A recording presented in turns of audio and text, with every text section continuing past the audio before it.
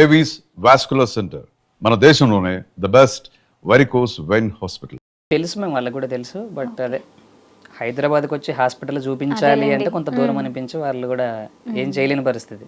Okay, ఆర్థికంగా ఇబ్బందిగా ఉంది. ఆర్థికంగా ఓకే, ఫైనాన్షియల్ ప్రాబ్లమ్స్. ఒకసారి మీకు ఇబ్బంది లేకపోతే చూపిస్తారా? అంటే యా, అది అసలు సమస్య లేదు మేడం. నేను I need to genuine. So ఇది దాచిపెట్టడానికి ఏం లేదు, మీరు చూసేయచ్చు. సో ఓకే, బాగుండేది 10 years వరకు. తర్వాత అప్పుడు నా వీక్నెస్ అనుకున్నాను madam. Present my weakness is my strength. నిజంగా తెలుసా, అలా చెప్పుకోవాలంటే ఎన్ని ఒడిదుడుకులు దాటుకొని వచ్చి ఉంటారు మీరు ఈ స్టేజ్కి. నేను గర్వంగా చెప్పుకుంటాను మేడం. నువ్వెవరు అంటే నేను బ్యాంక్ ఎంప్లాయీ లేదా ప్రొఫెషనల్ సింగర్ని, కరాటే మాస్టర్ని, ఇది కాదు, కానీ నేను బ్లైండ్ క్రికెట్ ప్లేయర్ని అని చెప్పుకుంటాను. కదండి, అంటే మా బేసిక్గా అన్నీ ఉన్నా కూడా చాలామందికి ఏదో ఒక లోపం ఉంది, నాకు అవ్వట్లేదు, నా పేరెంట్స్ సరిగా చూసుకోవట్లేదు, నేను అందుకే చదువుకోలేదు, లేకపోతే నాకు ఇలా అయింది అని అనుకునే వాళ్ళు చాలామంది ఉంటారు. అలాంటి వాళ్ళందరికీ మీరు ఒక ఇన్స్పిరేషన్ తెలుసా? అంటే బ్లైండ్ అయితే ఏంటి, ఒక క్రికెటర్ అయ్యారు, ఒక కరాటే మాస్టర్ అయ్యారు, మంచి సింగర్, ప్రొఫెషనల్ సింగర్ అయ్యారు. ఎలా కుదిరింది ఇవన్నీ అసలు? కేవలం ఇదే మేడం, మీరు అన్నట్లు ఒక నాకున్నటువంటి ఒక చిన్న వీక్నెస్, నాకున్న ఈ లోపాన్ని సరి చేసుకోవడానికి ఇంకొక దాంతో ఏదో అడ్జస్ట్ అవ్వాలన్నట్లు ట్రై చేశా. లైక్ సింగర్గా అంటే టీవీ ఛానల్స్ దాకా పాడా, నాకు ఓన్ ఆర్కెస్ట్రా కూడా ఉంది. సో మీరు ఏ కొత్త పాట ఇచ్చినా ఒక 15 నిమిషాలు నాకు టైం ఇస్తే రిపీట్ పాడి వినిపిస్తాను మేడం, అది ఎంత కొత్త పాట అయినా. సో అంత పిచ్చి పాట అంటే ఏదో ఒక దాంట్లో నేను సక్సెస్ అవ్వాలి, అంటే నాకున్నటువంటి లోపాన్ని కప్పు పుచ్చుకోవడం కొరకు అనొచ్చు, లేదా నేను కూడా సమానంగా కొన్ని చేయగలను మీతో పాటు, లైక్ నార్మల్స్తో అన్నట్లు నాకు నేనుగా కాంపిటేటివ్ అయ్యాయి. సో కరాటే చేశా, karate state level, national level participate చేశా, మెడల్స్ కొట్టా. అవి ఎలా నేర్చుకున్నారు? మాకు మా బాబాయ్ కరాటే మాస్టర్ మేడం. మాకు ఆయన జపాన్ డాన్ బెల్ట్ సుందర్రాజ్ గారు అని, ఆయన శిష్యరికంలో నేను చేయడం జరిగింది. సో నాకేంటంటే మేడం, నువ్వేదైనా చేయలేవు ఇవాళ యాక్చువల్గా ఏంటంటే విలేజెస్లో ఉన్నటువంటి ప్రజెంట్ సిచ్యువేషన్ ఏంటంటే, ఒక బ్లైండ్ అనుకోండి, ఏదో ఒక మూలకు ఉంటారు, ఆకలి అవుతున్నప్పుడు ఇంత పెడితే తినాలి, కూర్చోవాలి. అంటే బయటికి రావడం కానీ వాళ్ళతో పాటు తిరగడం కానీ ఇవన్నీ ఏమి ఉండవు. కారణం ఏంటంటే వీళ్ళు ఏం చేయలేరు, బ్లైండ్ అంటే వీళ్ళు ఇంకా ఇంతే. అట్లాంటి వాళ్ళకి నేను సమాధానం చెప్పాలి అనుకున్నా, ఎందుకు చేయలేము, I can also do it, ఇది నా మనసులో నాకు నేను అనుకున్నా. సో కరాటే, ఈ పాటలు రాయటం, ట్యూన్లు చేయటం, పాటలు పాడడం, ఓన్ లిరిక్స్ రాయటం, ఇన్స్ట్రుమెంట్ ప్లే చేయటం, వీటన్నిటితో పాటు ఎడ్యుకేషన్. నాకున్నటువంటి లక్ష్యం ఏంటంటే ఎడ్యుకేషన్. నేను జాబ్ వస్తే ఎడ్యుకేషన్ వల్లే నాకు జాబ్ రావాలి, లేదంటే నేను నార్మల్స్ నేను ఏం పని చేసుకోవాలి అందరితో పాటు సమానంగా, లైక్ క్యాబ్ డ్రైవర్ గానో లేకుంటే ఇంకొక పను, లైక్ ఏదో నేను చేసుకుని బ్రతకాలంటే నాకు కొంత ప్రాబ్లం. సో నాకున్నటువంటి ఏకైక ఆధారం, లక్ష్యం నా ఎడ్యుకేషన్ మాత్రమే. సో చదువుకున్నారు, ఎప్పుడు నెగ్లెక్ట్ చేయలేదు మేడం ఎడ్యుకేషన్ని. ఓకే, అంటే సపరేట్గా మళ్ళీ అప్పుడు బ్రెయిన్ లిప్ నేర్చుకున్నారా? నేర్చుకున్నాను మేడం. నా 10th క్లాస్ వరకు నార్మల్ స్కూల్లో నుంచి చదివా. నా ఎగ్జామ్స్ కూడా నేనే రాసుకున్నా. బోర్డు కనిపించకపోతే దగ్గరికి వెళ్ళి రాసుకునేవాడిని, లేదా పక్కన ఉన్న వాళ్ళని అడిగి రాసుకునేవాడిని, నోట్బుక్స్. ఇంకా తర్వాత మ్యాథ్స్లో నేను 10th క్లాస్లో మ్యాథ్స్ ఫెయిల్ అయ్యా మేడం. అది కారణం ఏంటంటే నాకు ఆ బోర్డు మీద కనిపించక. సో ఫెయిల్ అయ్యి ఇంట్లో ఉన్నా. నాకు Nandyal Saint Luke school for the blind అని ఒక స్కూల్ ఉంటుంది, ఒక ప్రైవేట్ ఆర్గనైజేషన్కి సంబంధించిన స్కూల్, బ్లైండ్ స్కూల్. వాళ్ళు మా ఊరికి వచ్చారనమాట, ఒక చర్చ్ ఓపెనింగ్ కానీ మా ఊరు వస్తే, చర్చిలో నేను కాంగో కొడుతూ పాటలు పాడుతున్నది ఆ ప్రిన్సిపల్ వాళ్ళు చూసారు నన్ను. ఓహో, ఈ అబ్బాయి కూడా బ్లైండ్ ఉన్నట్లున్నాడని చెప్పేసి నన్ను తర్వాత అడిగితే ఇట్లా సౌండ్స్ సార్ అని చెప్పి వచ్చే మా దగ్గరికి అంటే నేను ఇమీడియట్గా వెళ్ళిపోయా. నేను మళ్ళీ అక్కడ నా న్యూ లైఫ్ నేర్చుకొని జర్నీ స్టార్ట్ చేసి ఆ బ్రెయిల్ నేర్చుకొని మళ్ళీ నేను 10th, inter, degree, bank coaching అన్నీ అక్కడ నంద్యాలలో చేశాను. మంచి జర్నీ అండి, మామూలు జర్నీ కాదు. సో ఈ గ్యాప్లో అసలు మళ్ళీ క్రికెట్ వైపు ఎప్పుడు వచ్చారు?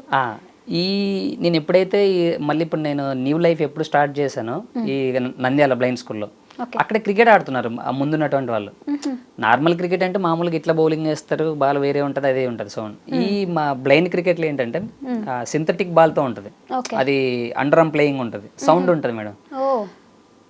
నేను అడిగా ప్రిన్సిపల్ని, ఏంటి సార్ అది ఎలా ఆడుతున్నారు క్రికెట్ అంటే, ఇది మన క్రికెట్ అని చెప్పి నాకు ఆయన ప్రతిరోజు ఎక్స్ప్లెయిన్ చేసేవాళ్ళు.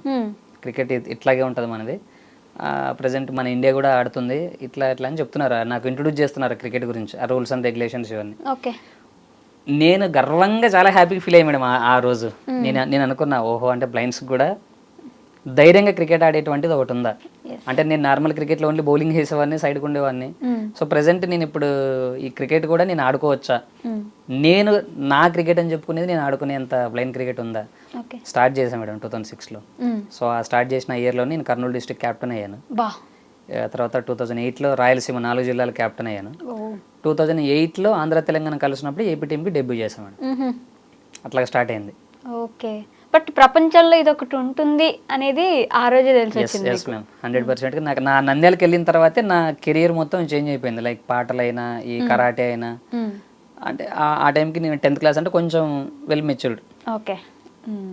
సో ఇట్లా అయిన తర్వాత మీ మమ్మీ వాళ్ళు ఏమైనా ఇబ్బంది పడ్డారా, బాధపడ్డారా? లైక్ 10th క్లాస్ వరకు బాగానే ఉన్నారు, చాలా బాగా ఉండింది జీవితం కూడా.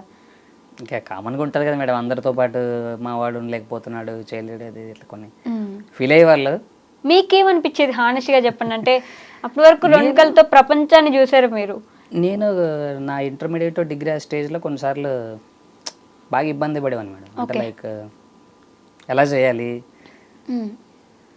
ఫ్యూచర్ లైఫ్ ఏంటి అని కొంచెం ఆలోచించారు.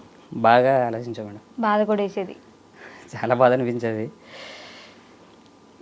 ఇంకా ఎలా అంటే చాలా అనిపించేది. అదేలేండి.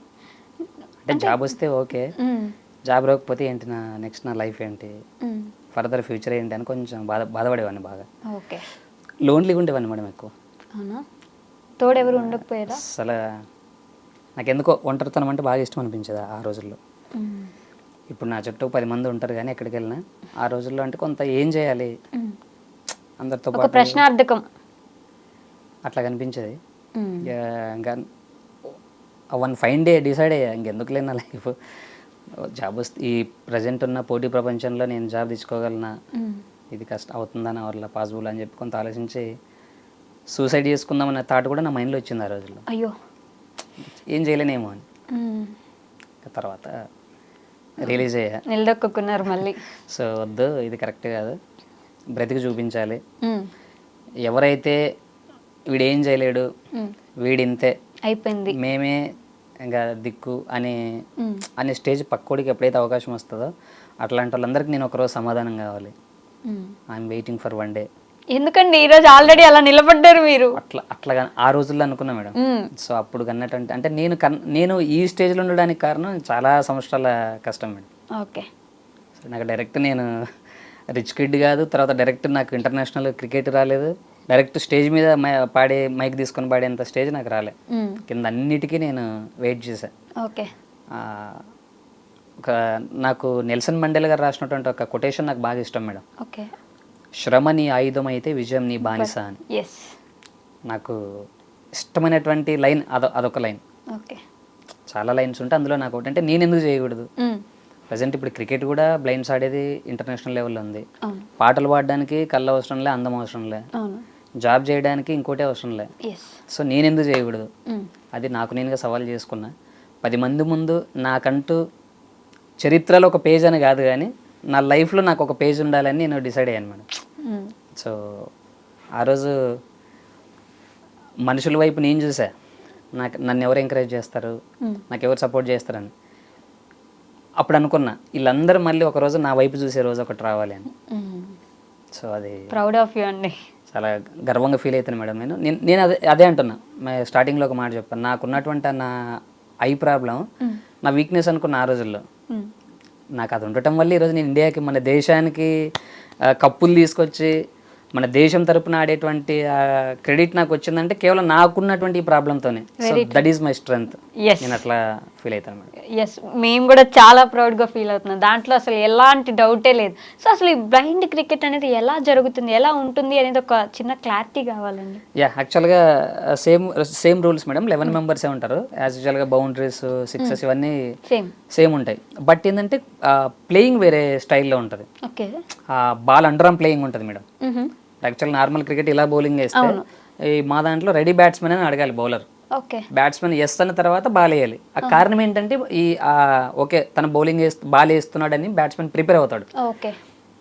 ఆ బాల్ వస్తున్నప్పుడు సౌండ్ వస్తుంటుంది మేడం, చెర్రీస్ ఉంటాయి అందులో, ఆ సౌండ్ని బట్టి గేమ్ ఆడాలి. మొత్తం కిందనే వెళ్తుంది కింద వెళ్తుంటుంది అంటే సో చిన్నగా ఏమి ఉంటుంది మేడం సేమ్ ఇప్పుడు నార్మల్ క్రికెట్లో ఎంత స్పీడ్ ఉంటుందో బౌలర్స్ కూడా అంతే స్పీడ్ దీంట్లో కూడా ఉంటుంది. సో నార్మల్ క్రికెట్ ఆడడానికి ఏదో ఫ్లిక్ షాట్లు, కవర్ డ్రైవ్లు, స్ట్రైట్ డ్రైవ్లు, హుక్ షాట్లు అవన్నీ ఉంటాయి. మా దాంట్లో ప్రతి దానికి స్ట్రెంత్ కావాలి, ఎందుకంటే కిందనే బాల్ వెళ్ళాలి కాబట్టి. ఇప్పుడు నార్మల్ క్రికెట్ బౌన్స్ స్టెప్ వేస్తే కొడితే బయట ఎక్కడికి వెళ్ళిపోతుంది. మాది అట్లా ఉండదు, బాల్ టు బాల్ కింద పడాలి, కాళ్ళు చేతులు ఇరగొట్టుకోవాలి, ఇవన్నీ జరగాలి. ప్రతి బాల్కి ఫైటే ఉంటుంది మేడం. యాక్చువల్గా టు బి ఫ్రాంక్ చెప్పాలంటే మాది క్రికెట్ అనేది మాది దాంట్లో ఒక ఫైటింగ్, ఒక వార్ లాగా ఉంటుంది. సో బయటకు వచ్చిన దాకా ఎలా ఉంటామో తెలియదు. సో అంత టఫ్ గా ఉంటుంది. మొత్తం కిందనే కాబట్టి సిక్స్ వెళ్ళాలంటే కూడా చాలా కష్టం. 6 చాలా వరకు వెళ్ళదు మేడం, అంటే బౌన్స్ అయ్యి బాల్ వస్తే తప్ప కష్టం. 4లో ఆ బాల్ వస్తుందని బ్యాటర్కి అర్థం అవ్వడానికి కూడా టైం పడుతుంది, ఎందుకంటే స్పీడ్ ఉంటుంది కాబట్టి. అదే జస్ట్ ఫోకస్ అంతా ఇప్పుడు చెప్తుంటారు విరాట్ కోహ్లీ కవర్ డ్రైవ్ కొడితే తన చూపు, తన హెడ్, ఐ మొత్తం కోఆర్డినేషన్ లో ఉందని. మా దాంట్లో అవన్నీ ఇంకా జస్ట్ మాకు